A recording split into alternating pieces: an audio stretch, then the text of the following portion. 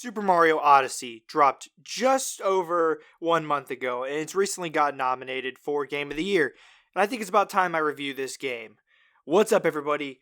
It's your boy Jake here, back with another video, and today we're going to be reviewing Super Mario Odyssey. For a 3D Mario game, this game has absolutely the best graphics of them all. Going back all the way to the first 3D Mario game, Super Mario 64, to Super Mario Sunshine, to Super Mario Galaxy 1 and 2 on the Wii, and Super Mario 3D World on the Wii U. None of the games compare to Super Mario Odyssey's beautiful graphics. Each world in this game looks absolutely incredible. The music in this game is okay. It's not really any. There were no songs that really wowed me, but none of the songs in the game were bad. Just, in my opinion, I don't think the music shines in this game. Now going over the story. The story starts out typical. You know, Bowser kidnaps the princess. He kidnaps her to marry her, though. Okay, and then he fucks Mario up. All right, that's fucking crazy. It's not you. That's pretty unusual in my opinion. But then you meet a talking fucking hat. Like, holy fucking shit! This story has already gotten jacked up to hell. But who gives a fuck, man? It's Nintendo and it's Mario. I mean, since Super Mario Sunshine, you rode a boat made of either dirt, shit, maybe both, on fucking lava. Not to mention in Mario Galaxy, both 1 and 2, you platformed in space with no helmet. Your fucking head should have been blown to bits. But nope, didn't happen. So, you know, most Mario games in general, they just don't have logic. I mean, hell, in the 3D Mario, I'm counting the 3D Mario games in particular, you play as a fucking mute Italian plumber, okay? The dude doesn't fucking talk, alright? After that, let's go over the gameplay now. So, starting with Cappy's power, you can do some crazy fucking shit. You can turn into a Goomba, a frog, a fucking flying lizard thing. Hell, you're even Bowser and Yoshi in the game. That shit was fucking dope as fuck, and you know it. Alright, I would turn into a lizard and fly around like a madman and turn into a bullet bill and blow up some fucking motherfuckers talking shit about me. That's some dope ass shit. As for the boss battles, however, well, they fucking sucked. They fucking were disappointing. They were easy as fuck.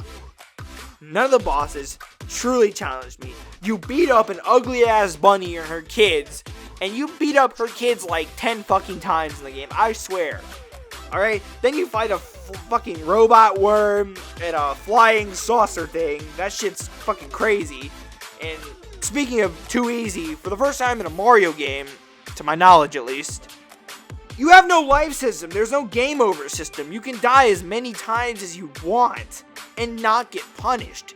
Basically meaning the challenge in this game is solely exploration, which I like and I don't like. I wish the exploration is there, but that we still have the traditional life system because it punishes the gamer for dying, thus avoiding to die. Now when you die in Super Mario Odyssey, at least I stayed relaxed. I didn't care what happened because all I lost was 10 coins. While in other Mario games like Mario Sunshine and New Super Mario Bros., I got frustrated because you want to avoid to die or you'll get a game over and you'll be fucked over. You know, you want to avoid shit like that. And I did that every freaking time. Now let's go over the bad parts. Let's go over about the customization of Mario in this game. It's amazing. You can be Luigi. So you got the Luigi costume, the Waluigi costume, the Wario costume, the Diddy Kong costume. You can be Dr. Mario in this bitch. Alright? You get all these different clothes for Mario to wear instead of the same old damn clothes he always has to wear. Plus you can fucking customize the Odyssey and make it look dope as fuck. Alright? But when you travel around finding Power Moons and purple coins, man, Mario be styling in this bitch. Speaking of Power Moons, why the fuck are there 834 findable Power Moons and the ability to buy, if you have all 834 Power Moons, you can buy 165, or you can buy more if you don't find all the findable Power Moons to cap 999 Power Moons in this game, okay? That's way too many for the amount of worlds in this game. The Sand Kingdom alone has a whopping 89 Power Moons, and the Mushroom Kingdom has over 100. They have 104 to be specific. But why so many Power Moons in each world? Why couldn't there be less Power Moons in each world and more worlds to explore? I would have loved to see that, man.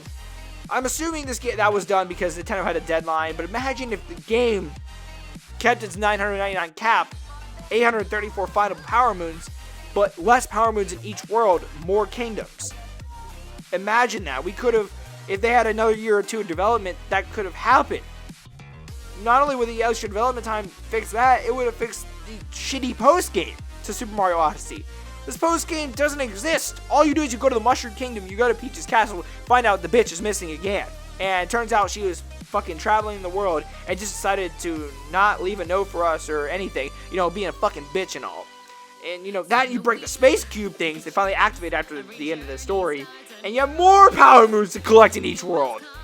I think if the extra development time was used correctly, it could have made this game a true masterpiece, man. A masterpiece. I mean, perfect. Overall, Super Mario Odyssey is easily the best game on the Switch currently and has a very high chance for being 2017 Game of the Year. Other than the easy bosses, no life system, the shitty post-game, and there being too many Power Moons with the amount of worlds in this game, there really isn't much bad I can say about this game. This game is incredible, nothing more. I've played this game hours and hours and can't get enough. I'm still working on 100% completion for this game, and as of today, I'm only about 35-40% complete. I mean, this game and games like The Legend of Zelda Breath of the Wild, ARMS, and Splatoon 2, all also for the Switch, and they were released earlier this year. This is showing that Nintendo is going in the right direction, and I'm really excited to see what Nintendo has to offer in 2018 and even 2019, because so far, I've liked what I've seen in 2017. I've loved all of it. As for what the game deserves a 9 out of 10.